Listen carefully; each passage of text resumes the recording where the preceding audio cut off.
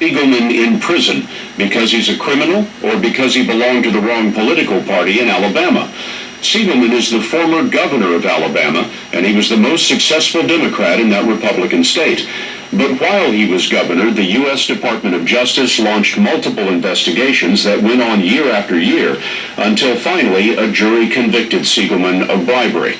Now, many Democrats and Republicans have become suspicious of the Justice Department's motivations.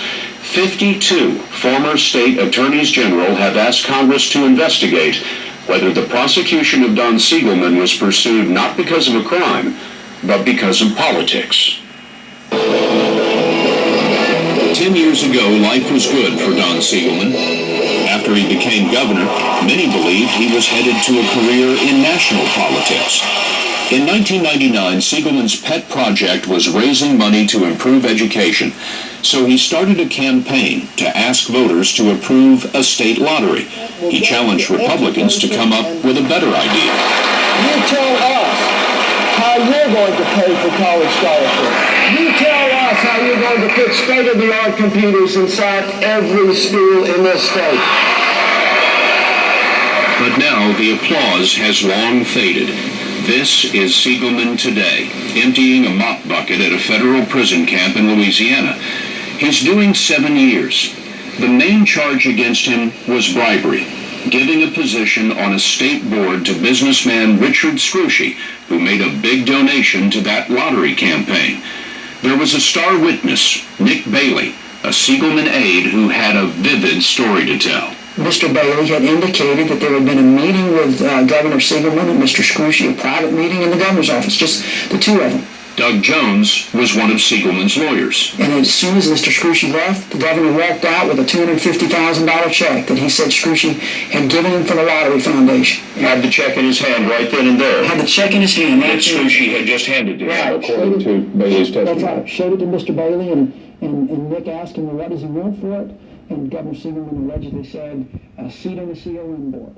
Nick asked him, can we do that? And he said, I think so. The CON board regulates hospital construction, and Scrushy ran a healthcare company.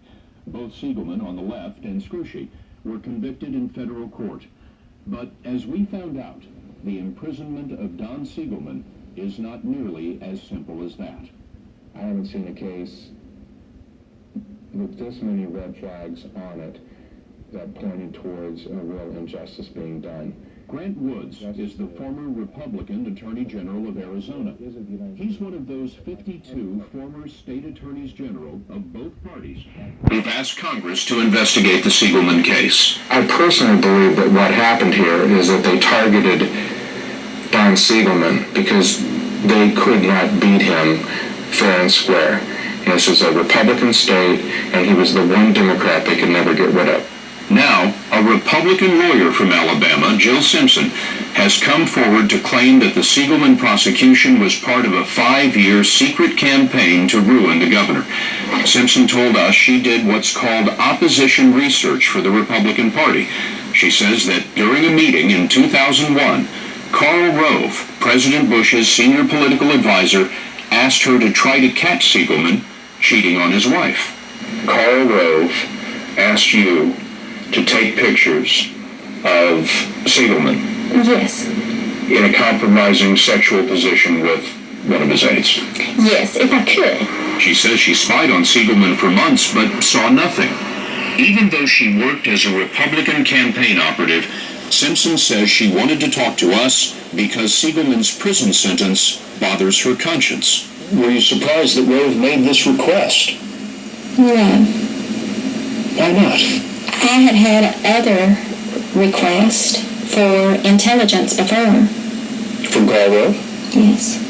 Rove was a strategist in Alabama. Simpson says she worked with him on several campaigns. We contacted Rove. Through his lawyer, he denied Simpson's allegations. One of Rove's close Alabama associates was Republican consultant Bill Canary. Simpson says she was on a conference call in 2002 when Canary told her she didn't have to do more intelligence work because, as Canary allegedly said, my girls can take care of Siegelman. Simpson says she asked, "Who are your girls?" And he says, oh, my wife Laura, she's the Middle District United States Attorney. And he said, and then Alice Martin, she is the Northern District Attorney, and I've helped with her campaign. Federal prosecutors. Yes, sir. Bill Canary denies the conversation ever happened. He told us he never tried to influence any government official in the case. His wife, Laura Canary, and Alice Martin are top federal prosecutors in the state. Both were appointed by President Bush, and their offices investigated Siegelman. Details of some of those investigations leaked to the press, and Siegelman lost his 2002 re-election campaign narrowly to Republican Bob Riley. 2 years later, as Siegelman geared up to run again, the Justice Department took one of its Siegelman investigations to trial, an indictment involving an alleged Medicaid scam. He's indicted. He goes to trial. That's a pretty big deal to have your former governor on trial. Everybody's there. The government gives their opening argument. The judge says, I want to see you in chambers. In this case, there's no case here. Judge throws it out. Judge throws it out On the first day. first day, without a witness testifying. The case is so lame that he throws it out. Vindicated, Siegelman focused on winning the 2006 election. And that's when Jill Simpson says she heard that the Justice Department was going to try again. She says she heard it from a former classmate and work associate, Rob Riley, the son of the new Republican governor. Rob said that they had gotten wind that Don was going to run again. And Rob Riley said what about that? They just couldn't have that happen. And how were they going to prevent that from happening? Well, they had to re-indict him's what Rob said. Simpson told the same story under oath to congressional investigators in a closed session. Rob Riley told us that he never talked to Jill Simpson about this. 4 months after Simpson says they spoke, Siegelman was indicted on new charges. Doug Jones, Siegelman's lawyer, says one of the prosecutors told him that Justice Department headquarters in Washington had ordered a top-to-bottom review of the case. Today, the Alabama prosecutors deny that it was Washington, but whoever ordered it, there was a big boost to the investigation. They started over. People started getting subpoenas that had never gotten subpoenas before, for testimony, for records. The governor's brother, his bank records started getting subpoenaed. The net was cast much wider than had ever been cast before. You know, on the other hand, what's wrong with the Department of Justice vigorously investigating a case if they think there is an indictment to be made on public corruption Well, you charges? still have to investigate crimes, not people.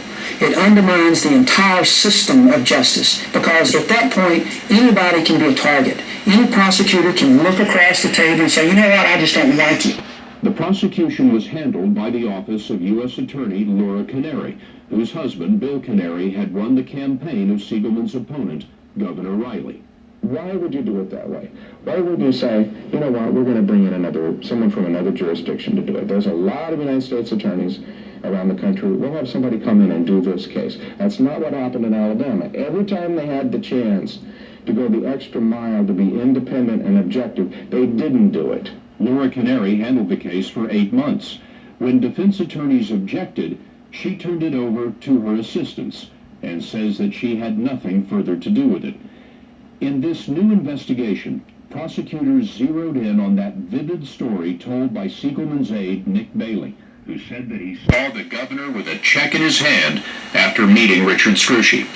Trouble was, Bailey was wrong about the check, and Siegelman's lawyer says prosecutors knew it. They got a copy of the check, and the check was cut days after that meeting. There was no way possible for Siegelman to have walked out of that meeting with a check in his hand. That would seem like a problem with the It's a prosecution's huge case. problem, especially when you've got a guy whose credibility was going to be the linchpin of that case.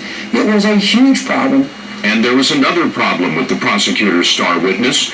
Nick Bailey was a crook. Unknown to Siegelman, Bailey had been extorting money from Alabama businessmen. Facing 10 years in prison, Bailey agreed to cooperate with prosecutors to get a lighter sentence. We went to talk to Bailey in the prison where he is today. The Justice Department wouldn't let our cameras in, but we met with him for hours. Bailey told us that before the Siegelman trial, he spoke to prosecutors more than 70 times, and he admitted that during those conversations he had trouble remembering details. He told us that the prosecutors were so frustrated, they made him write his proposed testimony over and over just to get his story straight. If Bailey is telling the truth, then his notes, by law, should have been turned over to the defense. But Siegelman's lawyers tell us they never saw any such notes, and they never had a chance to show the jury just how much Bailey's story had changed. No one at the Justice Department would be interviewed for this story, but they did send us a statement, which read in part, "This case was brought by career prosecutors based upon the law and the evidence alone. After considering that evidence, a jury of Mr. Siegelman's peers found him guilty beyond a reasonable doubt." But Grant Woods, the former Attorney General of Arizona, says the case should never have gone to trial. The prosecutor's got to look at it and say, hey, is this the sort of thing that we're really talking about when we're talking about bribery? Because what the public needs to know here is there's no allegation that Don Siegelman ever put one penny in his pocket.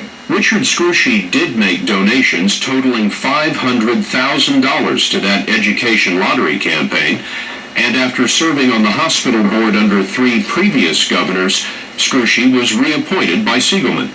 But Woods says that's politics, not bribery. You do a bribery when someone has a real personal benefit, not, hey, I would like for you to help out on this project, which I think is good for my state. If you're going to start indicting people and putting them in prison for that, then you might as well just build 9 or 10 new federal prisons, because that happens every day in every state house, in every city council, and in the Congress of the United States. What you seem to be saying here is that this is analogous to giving a great deal of money to a presidential campaign